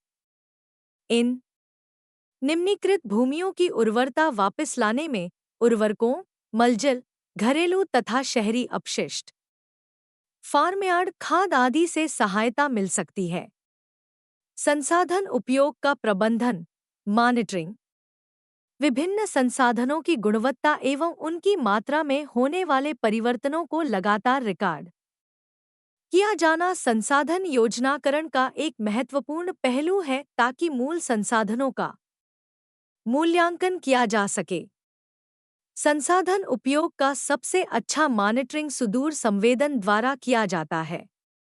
इसमें वनों, मृदा, भूमि, खनिज निक्षेप, जलाशयों तथा हिम निक्षेपों में कमी आने की प्रकृति तथा विस्तार अथवा उनके अपकर्ष का अध्ययन किया जाता है। उदाहरण के लिए नदियों के व्यवहार के मॉनिटरिंग से हमें बाढ़ तथा अपर्दन के प्रकोपों को न होने देने अथवा उन्हें कम कर देने में सहायता मिलती है। मॉनिटरिंग से यह भी प्रदर्शित हुआ है कि शुष्क अथवा अर्धशुष्क क्षेत्रों में आवश्यकता से अधिक सिंचाई करने से मृदा में लवणता अर्थात क्षारता आ जाती है। अति सिंचाई से इस प्रकार के हानिकारक प्रभाव दक्षिण हरियाणा तथा निकटवर्ती राजस्थान में होते देखे जा रहे हैं। 2. 5 क्रियाकलाप एक्टिविटीज। आप विभिन्न प्रकार के संसाधनों के विषय में पढ़ चुके हैं और यह जान चुके हैं कि ये संसाधन मनुष्यों के क्रियाकलापों को किस प्रकार प्रभावित करते हैं। निश्चय आपके मन में आ रहा होगा कि क्यों न कोई ऐसा क्रियाकलाप करके देखा जाए जिससे आपके अपने निवास स्थान पर अथवा उसके इर्दगिर्द पाए जाने वाले प्राकृतिक संसाधनों के विषय में कुछ पता चल सके। 1. आप किसी निकटवर्ती गांव में जाकर उन संसाधनों को देख और पहचान सकते हैं जो प्रकृति ने वहां प्रदान किए हैं। आप देखिए कि ग्रामवासी किस प्रकार इन संसाधनों के सहारे जीवन चला रहे हैं। आप संसाधनों के नाम लिखिए और नोट कीजिए कि क्या वे उनका न्यायसंगत उपयोग कर रहे हैं और यदि नहीं तो वे कमियां बताइए जो इन संसाधनों के उपयोग में चल रही हैं। 2. आप किसी निकटवर्ती जंगल में जाइए और वहां पर विद्यमान जैविकीय विविधता देखिए। वहां पाए जाने वाले वन्य जीवन, पौधों और प्राणियों का लेखाजोखा लिखिए और उनकी परस्पर क्रिया देखिए। आप किसी निकटवर्ती पेट्रोल पंप पर जाइए और पेट्रोल भरवाने आने वाली मोटरगाड़ियों की संख्या नोट कीजिए। वहां पूछिए कि पिछले 3 से 4 वर्षों में उसी एक दिन पर कितना पेट्रोल बिका है और उससे अनुमान लगाइए कि सालों साल कितना पेट्रोल इस्तेमाल हो रहा है। 2. 6 सारांश। इस इकाई में आपने प्राकृतिक संसाधनों की 2 श्रेणियों के विषय में पढ़ा है। नवीकरणीय संसाधन जैसे जल और वन, अनवीकरणीय संसाधन जैसे खनिज, जीवाश्म ईंधन तथा भूमि। महत्वपूर्ण बात यह है कि सीमित संसाधनों का सर्वोत्तम उपयोग किया जाए। आपने ऊर्जा के विविध स्रोत के संभावित अनुप्रयोग के विषय में पढ़ा है जैसे कि सौर ऊर्जा, पवन तरंगों, गर्म स्रोतों, परमाणु ऊर्जा तथा बायोगैस आदि के विषय में, जिन्हें हम व्यापारिक ऊर्जा के वैकल्पिक स्रोतों के रूप में इस्तेमाल कर सकते हैं। भूमि के प्रभावशाली उपयोग की विस्तृत योजना से हम अपने भूमि संसाधनों को परिरक्षित कर सकेंगे एवं मृदा अपरदन नया मृदा क्षीणता को रोक सकेंगे। वैज्ञानिक विधियों के अनुप्रयोग से वनों की वृद्धि का मॉनिटरिंग एवं प्रबंधन करें। दावानलों के नियंत्रण एवं उन्हें रोकने हेतु एक प्रणाली बना लें और वन नियमों का कड़ाई से पालन कराया जाए तो हम अपने वन संसाधनों को संरक्षित कर पाएंगे। यदि भूजल भंडारों का पुनः भरण कराया जाता रहे, प्रचुरता के क्षेत्रों से अधिशेष जल का अभाव क्षेत्रों की ओर दिशा परिवर्तन कर दिया जाए, उपयोग किए गए जल का पुनर्चक्रण होता रहे तथा समुद्री जल का विलवणीकरण किया जाए तो जनता के लिए जल की उपलब्धता बहुत बेहतर हो जाएगी। अपशिष्ट पुनर्चक्रण से न केवल पर्यावरण प्रदूषण ही कम हो जाएगा वरन उससे खनिज संसाधनों के संरक्षण में भी सहायता मिलेगी।